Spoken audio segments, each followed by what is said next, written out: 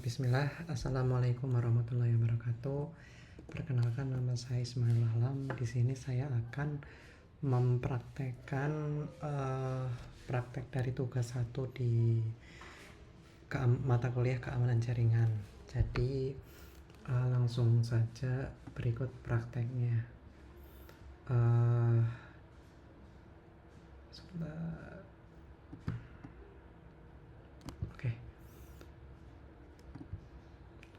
Dari soal di sini dinyatakan ada 2 hal yang nanti kita akan lakukan, yaitu yang pertama serangan terhadap jaringan, yaitu praktek sniffing menggunakan Wireshark. Lalu yang kedua serangan-serangan terhadap server aplikasi, yaitu praktikum cracking password. Nah, mungkin kita langsung saja mulai dari yang pertama, yaitu praktek sniffing. Mungkin sebelum saya melakukan praktek, saya sempat sebenarnya belajar di materi sebelumnya dan dirangkum paling enggak apa sih sniffing itu. Nah, jadi sniffing itu salah satu jenis kejahatan cyber ya. Sebenarnya ada banyak, dan yang kita bahas ini sniffing itu tuh kejahatan cyber yang berupa penyadapan atau pencurian data secara ilegal. Dengan cara gimana? Memantau data paket data dari internet kan, dia akan kirim paket-paket data ke device kita. Nah, ini melalui jaringan internet. Nah, pelaku atau yang bisa kita sebut sniffer itu tuh dia menggunakan perangkat lunak atau keras ya, atau ya custom perangkat gitu biasanya, untuk mencuri informasi sensitif seperti apa, username, password, banking, dan hal-hal yang lebih sensitif. Dan ini biasa terjadi kalau kita terhubung ke wifi publik yang enggak aman. Di sini dijelaskan juga modus-modusnya. Biasanya pelaku ngirim palsu undangan pernikahan. Ya, ini lebih ke phishing kalau saya lihat ya. Aplikasi tipe file berbahaya APK gitu. Ya, intinya sih dari si sniffer ini udah pasti dia punya tujuan yang nggak baik ya, yaitu untuk mencuri informasi-informasi yang sensitif itu. Sebentar. Oke, langsung aja. Di sini saya menggunakan 2 OS ya prakteknya, yaitu macOS sama Kali Linux. Nah, Kali Linux ini saya install di VirtualBox, dan yang nanti kita akan praktekkan juga di terminal saya sendiri gitu. Oke, jadi kita coba dulu buka. Nah, di sini terminalnya udah saya buka. Sebentar.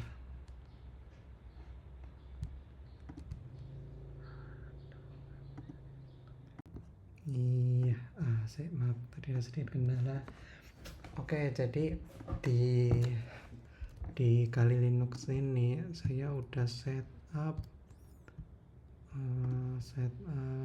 networknya. Ada 2 adapter yang dipakai, host only network yang nanti akan terhubung dengan jaringan kita, sama NAT ini yang nantinya dipakai untuk misalkan dia terhubung ke internet ininya.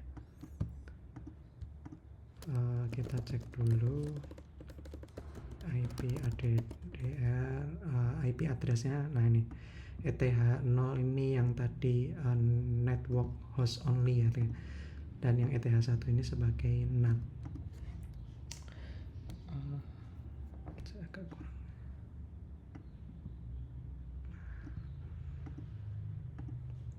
Oke.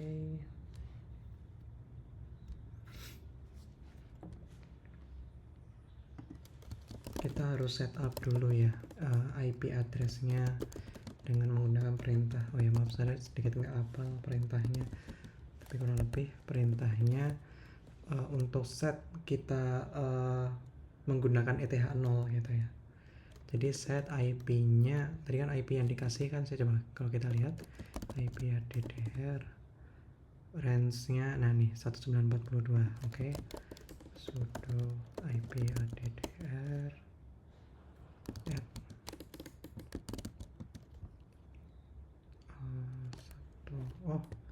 Oh iya, sebentar. Ini agar mudah, saya tadinya udah nyoba connect ke Kali server ini menggunakan SSH saya. Jadi coba kita cek dulu systemctl status SSH. Tampaknya masih running ya. Oke, kalau udah running kita bisa jalankan di sini. Oh, ini tadi udah terhubung. Jadi SSH, nama hostnya, IP-nya, password dari si server. Oke, udah terhubung. Di sini udah terhubung ke server kita. Jadi saya tinggal ketik aja ini lewat SSH ya. Nanti kita coba praktekkan lewat telnet. Sebenarnya bisa aja langsung ke telnet ya, karena tadi beberapa udah saya install, jadi langsung saja kita pakai telnet saja. Nah ini nanti saya jelaskan di sini. Ada beberapa hal yang perlu diperhatikan ya ketika saya ngetik ini, karena nama host sama username device saya sama. Nah ini terhubung ke terminal yang ada di Kali Linux menggunakan telnet. Karena udah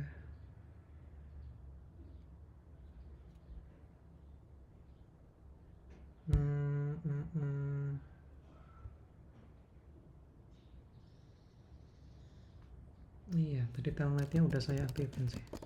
Systemctl status. Nah ini nah iya, inetsutil telnetnya udah, config-nya juga sudah. Jadi harusnya itu nggak perlu dilakuin lagi. Oke. Oh siap, betul. Oke, tadi kan kita udah ngetelnet dari SSH ini ya, langsung terhubung ke terminal kita. Nah di sini kita bisa pantau melalui Wireshark. Sebentar, ini tadi Wireshark udah ke capture, harusnya coba kita close dulu. Quit without saving. Wireshark. Kok buka ini? Wireshark. Oke, kita cek dulu dia terhubung kemana ya. Kalau nggak salah dengan cara klik coba baru telnet. Cara ngeceknya itu tadi gimana sih?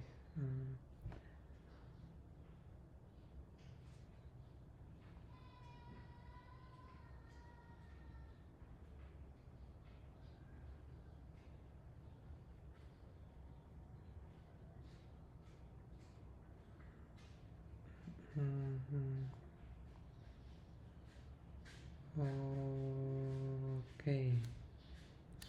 I see. Oke.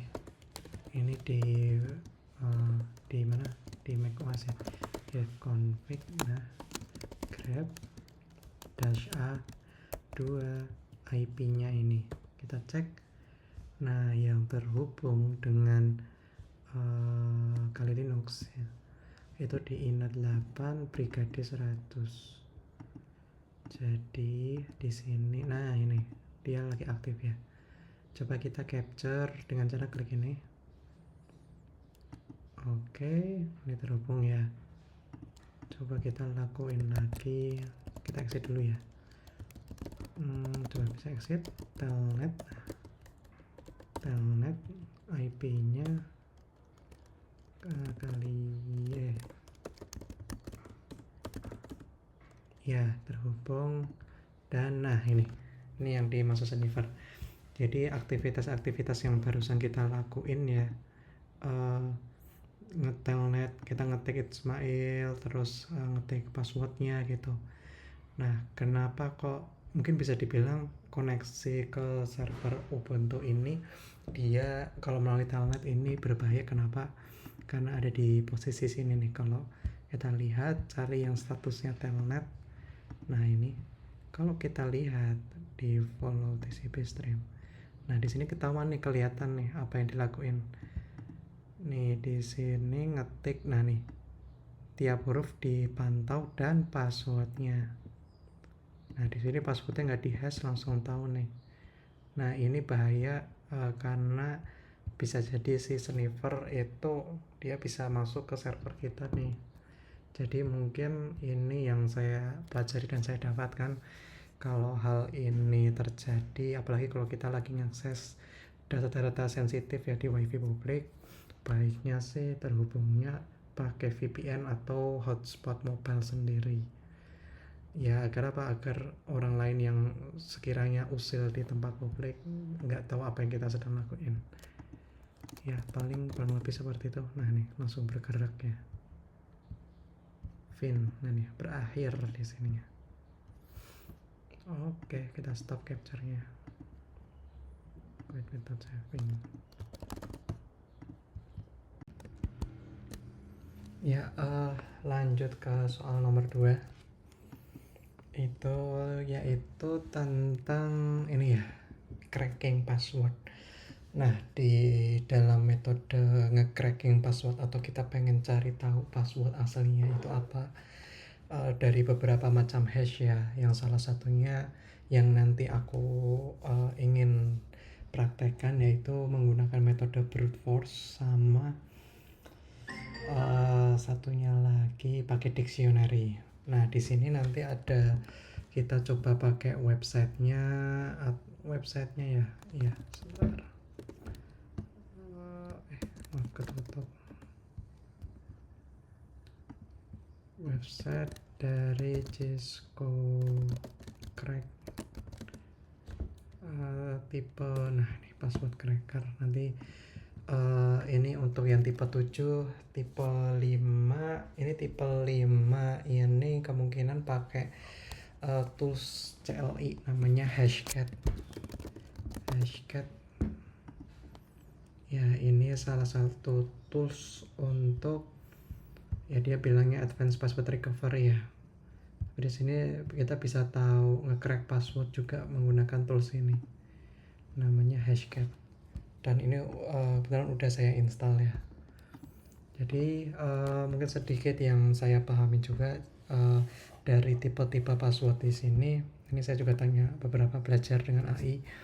Jadi tipe-tipe password ini yang dicanangkan oleh Cisco iOS. Dia itu punya berapa tipe nih? 1, 2, 3, 4, 5. Ada 5 tipe. Jadi tipe 0 yang tipe paling awal itu tuh plain text ya, dia nggak ada enkripsi sama sekali, benar-benar murni passwordnya ya itu gitu. Nah terus ada juga setelah itu kita tingkatkan namanya tipe 7. Nah ini tipe 7 nih udah mulai pakai hash, tapi dia lebih ke pakai algoritma, namanya algoritma XOR, sederhana. Dan algoritma XOR ini udah banyak yang diketahui oleh pihak luar gitu, maksudnya publik udah tahu nih cara memecahkan ini dan nggak perlu waktu lama buat ngedecrypt atau nge-crack password ini. Lalu ada juga tipe 5. Nah ini tipe 5 mulai ditingkatkan lagi nih, yaitu menggunakan enkripsi MD5. Jadi dia hashing one way, nggak bisa dua arah, jadi langsung satu arah MD5, dan ini lebih kuat dari tipe 7 yang sebelumnya. Nah mungkin karena device sekarang udah lebih bagus ya, jadi untuk nge-crack password ini mau dia brute force atau dictionary ini udah lebih cepat karena udah didukung dengan device yang lebih kuat juga. Nah lanjut nih untuk perbaikan dari tipe 5, ada tipe 8. Dan tipe 8 ini nih dia tetap masih bisa di-crack, tapi waktunya lebih lambat. Nah nanti mungkin kita akan praktekkan juga tipe 8 yang dimana hashnya dia berupa ini ya, PPKDFV2 SHA 256. Dan yang sekarang lebih kuat lagi itu tipe 9, dia pakai script. Oh ya sorry, untuk tipe 8 nih dia udah pakai algoritma modern dengan salt ya. Jadi mau dia diulangin berapa kali biasanya akan berbeda lah hasilnya lah ketika kita nge-brute force, dan itu waktunya lama. Oke lanjut ke tipe 9 ini. Nah ini tipe 9 ini hashnya lebih kuat lagi nih. Dia karena sekarang komputasi bisa dibilang lebih cepat pakai GPU ya daripada CPU ya sekarang ya. Makanya kebanyakan sekarang teknologi AI kenapa lebih lancar jalan dimana GPU-nya lebih besar. Nah itu karena keperluan AI untuk komputasi yang lebih cepat. Sebenarnya bisa aja pakai CPU, cuman waktunya lebih lama daripada GPU gitu. Mungkin nanti aku perlu ini informasi terkait perintahnya. Oke. Jadi langsung aja kita praktekkan dulu yang tipe 7 ya. Di tipe 7 ini tadi saya udah mencatat analysis hash tipe 7. Dia kita coba ya. Hasil cracknya harusnya ABCD. Kita coba buktikan apakah betul, dan ini nggak perlu waktu lama dan cuma di website doang ya, yang dimana website nah tuh belum apa-apa udah langsung jadi. Kita coba crack yang satunya lagi, hasilnya berupa angka, dan yang pasti ini nggak akan jauh beda, makin rumit makin panjang tapi tetap masih bisa di crack gitu. Ini untuk yang tipe 7. Lanjut ke yang tipe 5 ini tadi ada nggak ya? Tipe 5 tadi dikasih tahu contohnya. Nah ini kita coba pakai tipe 5 menggunakan hashcat, karena kebetulan tadi saya mau coba pakai ini, tiba-tiba CPU saya naik entah kenapa ya, kayak perlu resource di device saya. Oke, kita simpan string hash ini ke dalam file hash5.txt.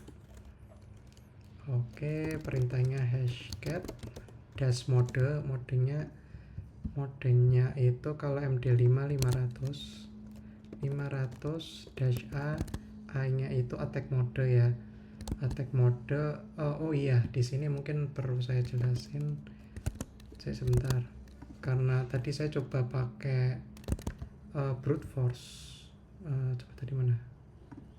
Brute force itu apa? 3 ya. Itu waktunya lama sekali. Coba ya, kita pakai brute force hash5.txt. Hasilnya langsung berhenti.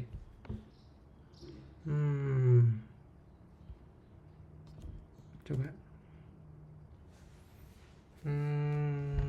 tadi bisa lama banget, kenapa ya? Sebentar.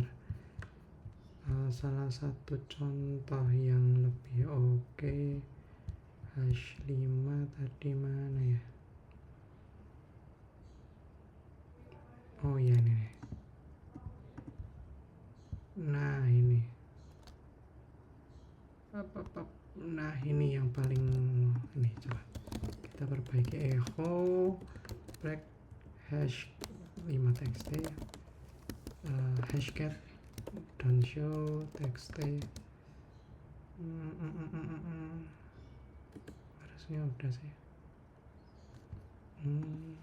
Sebentar, harusnya jangan pakai rokio.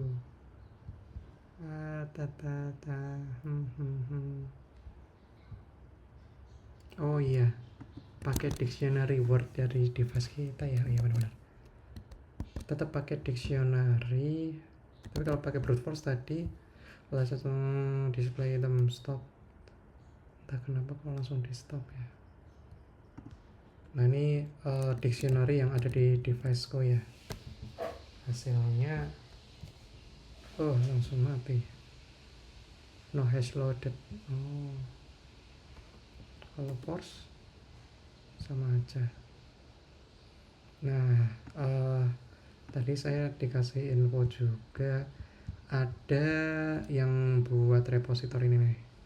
Kalau kita lihat di sini di website-nya ini harusnya ada repository. Nah di sini dia buat dictionary ya, dictionary hashcat, yang dimana ini kalau kita download nanti harusnya ada di ya, kita coba lengkap ya dictionary-nya. Oke, langsung ke download ya deh. Kita buka dari sini aja ya. Invim Rokyo. Oh iya, astagfirullah. Wah nih banyak banget dictionary yang sudah bocor ke publik kalau kita pakai Hashcat, dan sampai wah terminal nggak bisa gerak.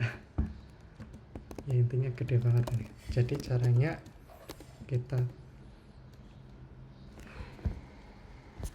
astagfirullah. Masih nyala. Oh sebentar, saya matikan dulu. Tiba-tiba CPU saya naik. Oh karena OBS ya. Udah. Oke lanjut. Hashcat -m 500 -a dictionary hash. Oh iya, aku baru ingat.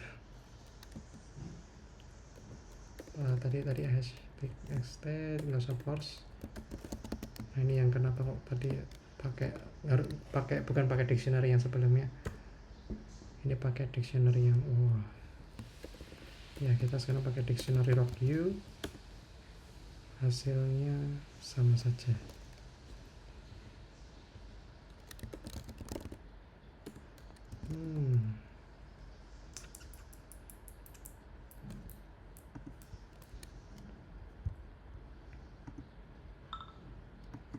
Oke kita coba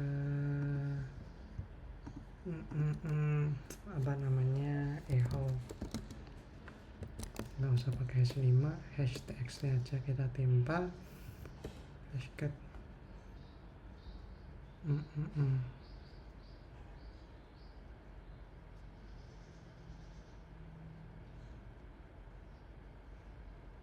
Kayak karena device gue ya.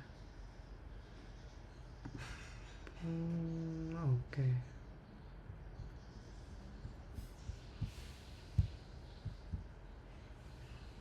Nah paling dari sini aja ya. Nah ini entah kenapa kayak di device saya ada bermasalah, tapi saya udah praktekkan ya tadinya menggunakan hash yang lama. Jadi ini yang tipe 5 yang tadi barusan, dia perlu waktu berapa menit coba progress, dan passwordnya udah ketemu. Nah ini hasilnya password. Dia memerlukan waktu yang cukup singkat juga karena kita pakai dictionary yang dimana dia passwordnya udah ada, jadi dia mencocokkan tuh yang mana sesuai dengan itu dan hasilnya ketemu gitu. Dan di sini saya coba menggunakan tipe 9 dan tipe 5 karena nggak bisa buat ya contoh hashnya. Jadi ini tadi kita coba nginstal script Python buat ngebuat hasilnya sama yang tipe 9 kurang lebih nanti SHA. Oh iya, Python 9 tipe 9 ini udah pakai. Harusnya import script karena nggak ada script. Oke kita coba Python 9 hashlib. Nah, rasa perlu import dua-duanya.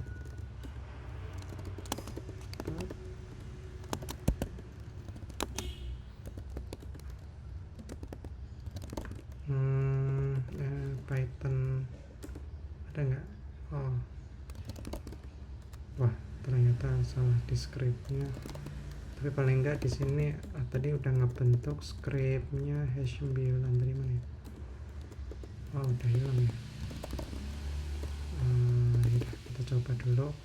Kalau yang tipe 9 dia modenya pakai mana modenya? Nah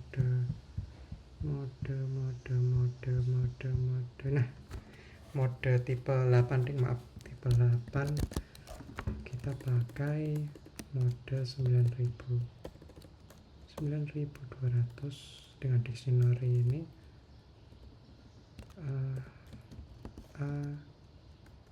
no dictionary. Nah oke. Dia lagi ngeproses nge-cracking dan ini butuh waktu yang lama. Nah kita lihat statusnya dong, status masih running dan lagi di crack, belum ketemu nih hasilnya. slower than expected. Nah, udah nih, device saya langsung lag, nggak bisa gerak. Ya, itu. Jadi intinya kalau yang sekarang kalau mau memanfaatkan password yang baru, gunakan aturan yang Cisco buat tuh, pakai tipe 8 sama tipe 9. Yang dimana tipe 8 sama tipe 9 itu mana nih tadi. Nah, dia udah menggunakan salt dan iteration pengulangan ribuan kali, sehingga untuk mengakali cracker nge-brute force lebih handal, atau tipe 9 gitu. Tapi dari sini saya bertanya juga, kenapa kok kita harus pakai dari Cisco. Jadi emang tipe-tipe yang barusan tuh yang nentuin Cisco. Jadi dia itu tuh buat klasifikasi untuk konfigurasi pengiriman paket dia. Paket di sini tuh paket jaringan internet ya. Ya, karena seperti yang kita tahu, Cisco itu perusahaan yang bergerak di bidang tersebut. Ya, mungkin itu aja praktek yang kita lakukan ya di praktikum kali ini. Maaf, besar ini gimana sih. Nah, di praktikum kali ini jadi ya cukup sekian dari saya. Maaf bila ada salah. Wassalamualaikum warahmatullahi wabarakatuh.